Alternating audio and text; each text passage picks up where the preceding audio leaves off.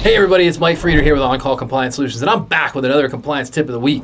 This time we're talking about CMMC control AC.L2-3.1.20, verify and control and limit connections to and use of external systems. Not internal, but external. I know, what's that?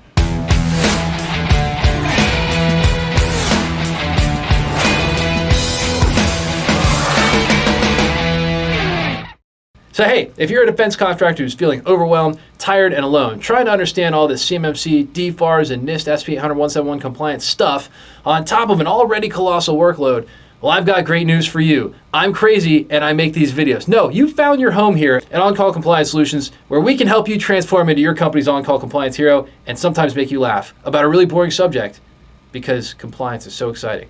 Let's jump into it. So in CMMC control AC.L1-3.1.20, verify and control limit connections to and use of external systems. What they're looking for is for you to demonstrate both an understanding and an ability to control what your users are actually connecting to on the outside. This control can definitely be a challenging one to tackle because it's so broad when you first look at it. But what I say we do is this. Let's check out what the assessors are looking for on this one and how to make them happy. And I think the sample answers in this case should shine some light on everything for you. Now, there's a bunch of sample answers here. And hopefully I watched Sesame Street and I can count a lot because there's a lot of assessment points. It's very complicated, but I'm going to try to make it simple. So 1, 2, 3, 4, 5, 6. There are six. There's 6. This is 4 fingers, just in case you ever wondered. So I have to use my other hand because there's a hidden thumb back here and it holds my pointer. 4 and 2, 6. I get 6 points. We're going to talk about them all, and we're going to tell you how an assessor would look at this. So if I'm an assessor, I am an assessor. I'm an assessment team member. CCP certified, baby. All right, determine if connections to external systems are identified. Connections to external systems are identified via again, I just give some random examples here, right? Like the organizational firewall, your SIEM solutions. You know, if you don't know what that is, go back and watch like 40 of my other videos, all right? Security information event monitoring or management solution, endpoint protection solution. So again, all of these things act together to control how you connect to external systems and in some cases stop some of those connections. Now, assessment point number 2, determine if the use of external systems is identified. So if we were going to identify it, how we do that? Well, use of external systems is identified via maybe a SIEM solution, right? Because you're going to see exactly what's coming in. Is it identified by IP address, MAC address? It's going to show all that. Another way that you could potentially answer that is with firewall logs, server access logs. Lots and lots of options there. But again, you have to show an assessor an example of external systems being identified. SIEM solution is probably your best bet. Certainly an easy one. Now the next one, number 1, 2, 3, is determine if connection. Come on, I got like 5.5-year-old twins at home. I'm pretty good at it by now, right? All right, comment below if you think that was an awesome count. All right, there's nothing wrong with Sesame Street. I mean, I'm like 40 years old. I'm not going to admit to really watching Sesame Street on YouTube. Anyway, determine if connections to external systems are verified. Connections to external systems are verified by the firewall and SIEM solution. That's a pretty straightforward, pretty easy answer. Again, that's what I would demonstrate to an assessor via maybe some shoulder surfing, who knows.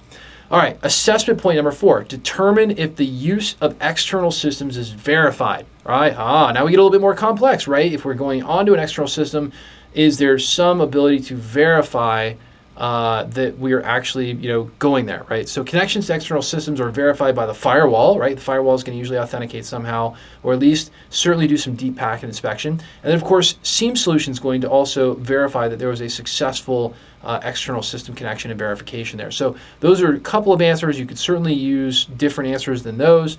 Lots and lots of ways to do that. But again, those are a pretty simple way to answer that.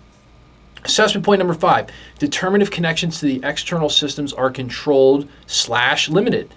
Again, pretty easy and straightforward answer there because that's what a firewall does, right? Connections to external systems are controlled and limited by the firewall, right? You've got deep packet inspection, you've got intrusion prevention, you've got all kinds of other things in there that are essentially controlling and limiting what systems you can connect to. And if it's malicious, hopefully it's stopping you from making that connection. Now, I could have answered it another way, right? Maybe you don't have a firewall, like a physical on-premise type firewall, like a FortiGate or a Sophos unit. We're big fans of Sophos here. Maybe instead you have an endpoint management solution that's managing the local firewall on your computer. That's okay too. So again, lots of ways you can demonstrate to an assessor that that is being met. The sixth and final one is determine if the use of external systems is controlled and limited, right? Great example here is a web filter, right? Are you controlling the ability to go to certain websites? Maybe you've got port and protocol control. Are you controlling the ability to go to an external system through various ports or disallowing certain protocols? Like maybe we don't want to go into Gmail. We want to limit that capability. So again, those are a couple of sample ideas, sample answers there. We might answer very simply with connections to external systems are limited and controlled by the organization's firewall. That would be pretty simple. Just be prepared to demonstrate this one to an assessor. I think this is one that, an interview may not really be good enough for. You're probably looking at the idea of a little bit of shoulder surfing, a little bit of demonstration virtually on this control. Now, at On Call, we work with defense contractors just like you. That's you. It's not the guy who's sitting behind you, not your boss in front of you. It's you. We work with you who have had this DFARS, NIST, ITAR, and CMMC compliance stuff dropped into their lap like a seagull on a sunny day. And we teach you how to level up and be a proper on-call compliance hero for your company, eliminating gaps, gray areas, and getting this solved, all while showing you how to leverage compliance as your secret weapon to land more defense work. I know, sounds crazy. Compliance leads to more defense work, and we can show you how with higher profit margins. Yes, if you're more secure, you're more valuable. Believe me, how secure you are on a DoD purchasing matrix looks pretty similar to what the whole cost is, all right? Literally, you can't even do business with it if you're not secure, and the price is a variable. Now, that's what becoming an on-call compliance hero can do for you. We drop knowledge like that a lot.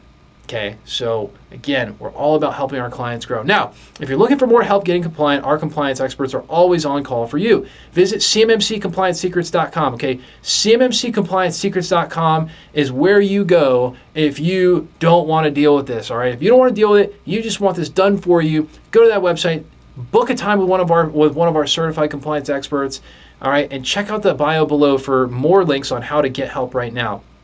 If you love the content we're putting out here for you, or just don't want to do this stuff yourself, help us out with a big thumbs up on that like button. We're trying to feel the love out there. We're trying to deliver it all to you.